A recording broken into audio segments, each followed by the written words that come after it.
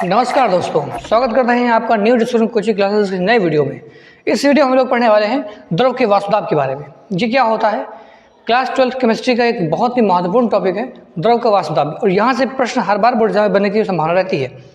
तो इसको पढ़ने के लिए हमें क्या करना पड़ेगा? कुछ नहीं करना पड़ेगा, आपको बस ये वाला वीडियो देखना पड़ेगा और कुछ नहीं करना पड़ेगा, ठीक है। और एक ही वीडियो में इस जो ये द्रव का वाष्पदाब है इससे संबंधित सारी बातें हम यहाँ पे खत्म कर लेंगे, और बढ़िया अच्छे से नोट्स के साथ मैं यहाँ पे लिख दूंगा, और आप लोग बड़े स्क्रीनशॉट लेकर के राजा बाबू बन जाना बढ़िया आराम से, ठीक है।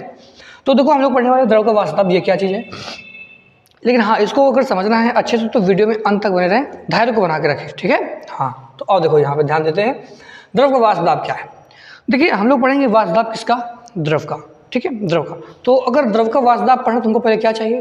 द्रव चाहिए होगा, है ना। तो और हम लोग पहले लेते हैं द्रव, कहीं ना कहीं ले लेते हैं। यहाँ पे मामला में ले लिया, एक द्रव ले लिया है, ये एक बर्तन है और यहाँ पे हमने भर दिया है कोई द्रव। द्रव मतलब क्या होता है? लिक्विड, है ना। पानी भी हो सकता है, कुछ भी है, कोई भी द्रव ले सकते हैं हम लोग, है ना। तो अब देखो हमने इसको यहाँ पे ले लिया है, उसका हम पढ़ेंगे क्या? वाष्पदाब। क्या पढ़ेंगे? वाष्पदाब, यानी कि वेपर प्रेशर। तो ये जो द्रव है, द्रव को पहले हम किसमें बनाएंगे? वाष्प में कन्वर्ट करेंगे। और जब द्रव को वाष्प में बनाया जाता है तो हमको क्या चाहिए होता है? ताप देना पड़ता है। क्या देना पड़ता है? ताप। तो देखो भाई हम यहाँ से क्या देंगे? इसको एक ताप देंगे, कुछ ना कुछ देंगे। और जब इसको हम ताप देंगे तो फिर क्या होगा? जब ताप देंगे तो फिर ये जो पानी है, मान लो पानी है, क्या है? पानी है, तो फिर गर्म होगा, और गर्म होने के बाद क्या है? तो उड़ के बाहर चला जाएगा, तो फिर दाब कहाँ से पड़ेंगे? तो फिर देखो हम क्या करेंगे, हम यहाँ पे करेंगे इस जुगाड़ कि ये जो है बाहर ना जाने, ये बाहर ना जाने पाए, ठीक है। तो इसको हमने क्या कर दिया? इसको बंद कर दिया, ढक्कन से बंद कर दिया। अब देखो क्या करते हैं, इसको हम गर्म करते हैं। क्या करेंगे? गर्म करेंगे, और गर्म करते गर्म इतना कर देंगे गर्म कि जो है यहाँ पे जो द्रव है ना वो क्या हो जाएगा? वाष्प में परिवर्तित होने लगेगा। तो देखिए जो ये द्रव है, तो द्रव के फिर जब इसको हम गर्म करते जाएंगे तो कुछ एक ऐसी स्थिति आएगी कि जो द्रव है ना उसकी जो है कुछ बूंदे यहाँ पर वाष्प में परिवर्तित होने लगेंगी। बोलो होने लगेंगी नहीं होने लगेंगी? ऐसे करके। तो ऐसे देखो जब यहाँ पे वाष्प में परिवर्तित होने लगेगा तो ये वाष्प बाहर जा नहीं पाएगी। जब बाहर नहीं जा पाएगी तो फिर क्या करेगी? वो अंदर रहेगी। और जब ये अंदर लगातार यहाँ पे वाष्प बढ़ता जाएगा, लगातार वाष्प बढ़ता जाएगा, फिर क्या करेगी? वाष्प जो बूंदे वो क्या करेंगी? ये वाष्प की बूंदे उल्टा ही इस द्रव पर बल लगाएंगी, यानी कि एक दाब लगाएंगी। क्या लगाएंगी? दाब। तो ये जो वाष्प की बूंदे हैं ये क्या करेंगी? इस द्रव पर लगाती हैं दाब। तो इसे ही बोलते हैं हम लोग द्रव का वाष्पदाब। समझ रहे हैं कि नहीं बात को? जितने भी ये वाष्प की बूंदें हैं सब क्या करती हैं? इस द्रव पर लगाती हैं एक दाब, जिसे हम बोलते हैं द्रव का वाष्पदाब। समझ में आया नहीं आया? तो क्या लिखेंगे कि किसी बंद बर्तन में जब द्रव को गर्म किया जाता है तो एक स्थिति ऐसी आती है कि जो द्रव के अणु है वो वाष्प में परिवर्तित होने लगते हैं। कुछ समय पश्चात ये द्रव की जो वाष्प की बूंदें हैं ये द्रव की सतह पर अपना दाब लगाती हैं। तो इस प्रक्रिया को ही बोलते हैं द्रव का वाष्पदाब, ठीक है। ये तो एक तरीका यह है लिखने का सिंपल सा, या फिर देखो मैं भी यहाँ पे लिख दूंगा एक लाइन, दो लाइन जो भी होगा, यही बात जो तुमको मैं समझाई वही लिख दूंगा, ठीक है। तो उनको तुम लोग बड़े नोट कर लेगा। बात समझ आएगी? समझ ये पहले द्रव का वाष्पदाब होता क्या, समझ आया नहीं आया? तो क्या होता है देखो फिर से एक बार समझ लो कि देखो ये क्या है? द्रव है, हमने गर्म किया द्रव को, ढक्कन ऊपर से बंद है, बाहर बिल्कुल वाष्प जा नहीं सकती है। जब गर्म करेंगे तो द्रव क्या होगा? वाष्प में परिवर्तित होगा। जब द्रव वाष्प में परिवर्तित होगा तो फिर यहाँ पर लगातार इसको गर्म कर रहे हैं, लगातार गर्म करते करते यहाँ पर जो है वाष्प की बूंदें भी क्या लगातार बढ़ रही हैं। तो फिर वो क्या करेंगे? जब बाहर नहीं जा सकती तो वो क्या करेंगे? अंदर ही दाब लगाती हैं। किस पे लगाती हैं? इस द्रव की सतह पर लगाती हैं। तो जो दाब लगाती हैं इसे हम लोग बोलते हैं वाष्पदाब। किसका? द्रव का वाष्पदाब, ठीक है। देखो मैं यहाँ लिख दे रहा हूँ, ठीक है।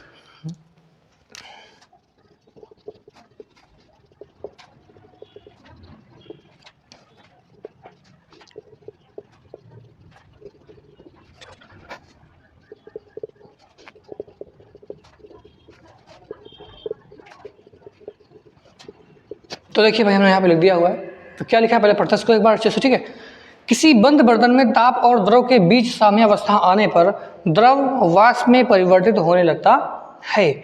वाष्प के द्वारा द्रव की सतह पर जो दाब लगाया जाता है तो उसे ही द्रव का वाष्पदाब कहते हैं। तो देखो दो तीन लाइन का जो भी है बड़े आराम से याद हो जाएगा, और कोई बहुत बड़ी बात नहीं है, ठीक है। ये तो हो गया द्रव का वाष्पदाब। अब हम क्या पढ़ेंगे? अब हम पढ़ेंगे कि इस द्रव के वाष्पदाब को प्रभावित करने वाले कारक कौन कौन से होते हैं। इसका मतलब क्या होता है? इसका मतलब ये होता है कि जो द्रव का जो वाष्पदाब है ये कब घट सकता है और कब बढ़ सकता है, वो चीज़ें हम जानेंगे। तो पहले इसका लोगे स्क्रीनशॉट, फिर हम आगे पढ़ते हैं, ठीक है। तो अब देखो क्या पढ़ेंगे, अब यहाँ पे हेडिंग करते हैं द्रव के वाष्प दाब को प्रभावित करने वाले कारक। द्रव के वाष्प दाब को प्रभावित करने वाले कारक। ठीक है, कारक मतलब क्या होता है कि ऐसी कौन कौन सी चीज़ें हैं जिससे इस द्रव का जो वाष्प दाब है वो प्रभावित हो सकता है। प्रभावित होने मतलब क्या है, कब घट सकता है और कब बढ़ सकता है। तो देखो तीन है मुख्य रूप से, कितनी चीज़ें हैं, तीन हैं। अगर हम पहली बात करें तो पहला क्या है, पहला है ताप। क्या है भाई, पहला हो जाएगा ताप। और अगर हम दूसरी बात करें, दूसरा हो जाएगा यहाँ पर अणुओं के आकर्षण बल। अरे क्या लिख दिया,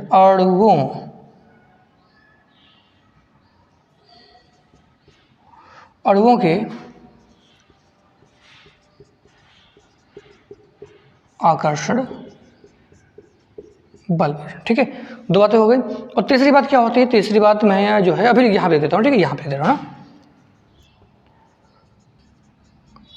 अवाष्पशील विलेय पदार्थ। तो देखो ये तीन बातें हैं जिन पर द्रव का वाष्प दाब डिपेंड करता है। तीनों को हम लोग बारी बारी से बहुत अच्छे से पढ़ते हैं, समझते हैं ध्यान से। ठीक है, पहले क्या लिखा हुआ, ताप। अब देखो तुमको समझाते हैं बड़े बहुत ही बेहतरीन दैनिक जीवन के एग्जाम्पल से। जैसे कि हमारे पास पानी रखा हुआ है, क्या रखा हुआ है, पानी रखा हुआ है। पानी को हम थोड़ा सा गर्म करेंगे तो थोड़ा सा भी गर्म होगा, ज़्यादा ताप देंगे तो ज़्यादा गर्म होगा। तो ऐसे में क्या होता है कि देखो जितना ज़्यादा हम ताप बढ़ाएंगे द्रव क्या होगा, उतना ज़्यादा गर्म होगा। और जब द्रव गर्म होगा, द्रव जितना ज़्यादा गर्म होगा उसकी उतनी ही जो है वाष्प यहाँ पे बनेंगी, नहीं बनेंगी। तो जब देखो द्रव के जितनी ज़्यादा वाष्प यहाँ पे बनेंगी तो दाब भी क्या होगा, वाष्प का बढ़ेगा नहीं बढ़ेगा। तो कहने का मतलब क्या हुआ, कहने का मतलब वो ये हुआ कि अगर हम किसी भी द्रव का ताप बढ़ाएंगे, क्या करेंगे, किसी भी द्रव का हम ताप बढ़ाएंगे, ताप बढ़ाने पर क्या होगा कि जो द्रव है उसके अणु क्या होंगे, ज़्यादा से ज़्यादा वाष्प अवस्था में पहुँचेंगे। देखो जब इसका हम ताप बढ़ाएंगे तो ये क्या होगी, यहाँ पे और गर्मी उत्पन्न होगी, और जब और गर्मी उत्पन्न होगी तो यहाँ की जो है ज़्यादा से ज़्यादा अणु कहाँ पहुँचेंगे, वाष्प अवस्था में पहुँचेंगे। कहाँ पहुँचेंगे, वाष्प। तो जब यहाँ पे ज़्यादा अणु पहुँच जाएंगे, यानी कि यहाँ पर जब ज़्यादा अणु आ जाएंगे तो यहाँ पर लगाने वाला दाब भी क्या होगा, ज़्यादा हो जाएगा। बात समझ रहे हैं कि नहीं। तो ताप बढ़ाने पर द्रव का वाष्प दाब क्या होता है, बढ़ता है। क्यों बढ़ता है, क्योंकि ऐसी अवस्था में अब पहले से ज़्यादा अणु वाष्प में परिवर्तित होंगे। ठीक है, तो यहाँ पे लिख लेना कि ताप बढ़ाने पर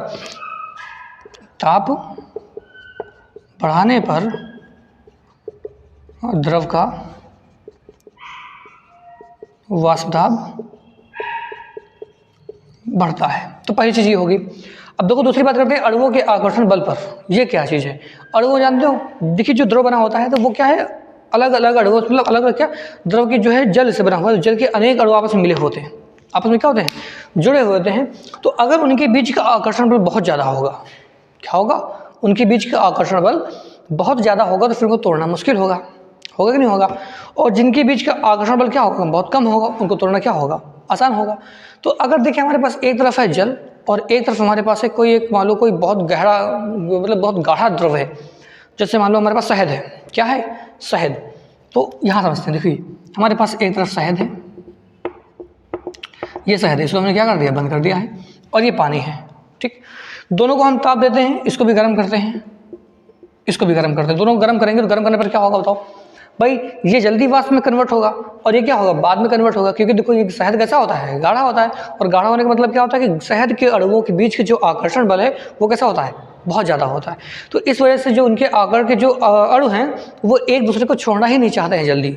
और जब वो एक दूसरे को छोड़ेंगे नहीं तो फिर यहाँ पर वाष्प जल्दी बनेगा नहीं, और जब वाष्प बनेगा नहीं तो फिर दाब कहाँ से आएगा, समझ रहे हैं कि नहीं बात को। तो बउआ कहने का मतलब ये है कि द्रव के बीच अणुओं का आकर्षण बल जितना ज़्यादा होगा वाष्प दाब उतना ही कम होगा। ठीक है, इससे द्रव देखो यहाँ पे क्या था, इनके बीच अणुओं के बीच आकर्षण बल क्या था, बहुत ज़्यादा था। तो इसकी वजह से इसका जो दाब था वो क्या हो गया, कम हो गया ना, वाष्प दाब क्या हो गया, कम हो गया। तो वही कह रहे हैं कि अणुओं के आकर्षण बल अधिक होने पर वाष्प दाब क्या होता है, घट जाता है, वाष्प दाब घट जाता है।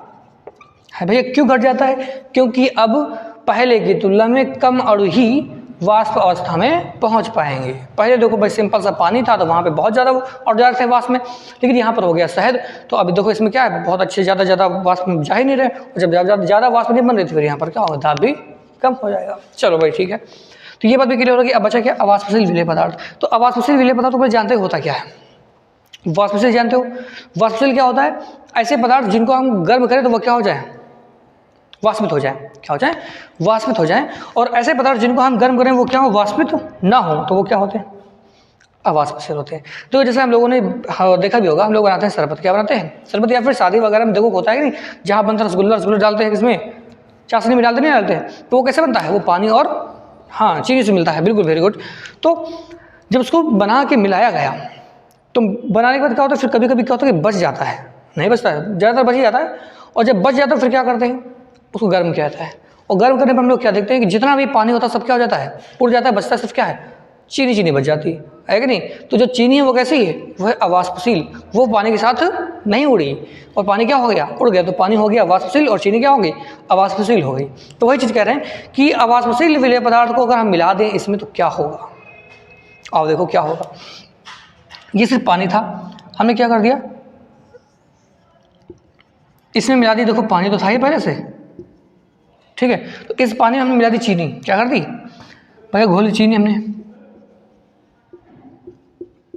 तो जब चीनी घोलेंगे तो चीनी के अणु भी यहाँ पे होंगे कहीं ना कहीं, चलो मान लो सब चीनी के अणु, ठीक है, तो क्या बन गया शरबत, तो हम लोग मजे से पियेंगे अब, ठीक है। तो अब देखो इसको हमने क्या कर दिया, बंद कर दिया, एक तरफ रखा हुआ है, देखो बहुत ध्यान से समझना, ठीक है, एक तरफ रखा हुआ है पानी, एक तरफ रखा हुआ है शरबत, ठीक है, और हम क्या करते हैं, दोनों को ही गर्म करते हैं, क्या करते हैं, दोनों को एक साथ गर्म करते हैं। तो अब मुझे तुम लोग बताओगे कि कौन सा द्रव जो होगा जो जल्दी वाष्प में परिवर्तित होने लगेगा, पानी होगा सिर्फ या फिर शरबत होगा, कौन होगा, पानी होगा, है ना, क्यों, क्योंकि देखो यहाँ पर सिर्फ पानी है और यहाँ पर क्या है, पानी के साथ में चीनी भी घुली हुई है, तो इस वजह से ये जल्दी वाष्प में परिवर्तित होगा, ये लेट में होगा, होगा कि नहीं होगा, ये होगा तो लेट में क्यों होगा, क्योंकि यहाँ पर पानी के साथ साथ कुछ अणु किसके हैं, चीनी के हैं, जो इसकी सतह पर उपस्थित होंगे, और जब इसकी सतह पर चीनी के अणु उपस्थित हो जाएंगे तो फिर क्या होगा, जो वाष्प बन रहा होगा पर तो ये क्या, जो अणु है चीनी के वो क्या करेंगे, इसका विरोध करेंगे, ना तुम ना जाओ, गलत बात है। तो देखो जब जितना ज़्यादा यहाँ पे विरोध होगा तो फिर जो अणु होंगे वो कम ही वाष्प में परिवर्तित हो पाएंगे, है ना, जब वाष्प कम बनेगी तो फिर वाष्प दाब भी क्या हो जाएगा, कम हो जाएगा, सिंपल सा कहने का मतलब यही तो है। तो क्या लिखोगे, अवाष्पशील विलेय पदार्थ मिला देने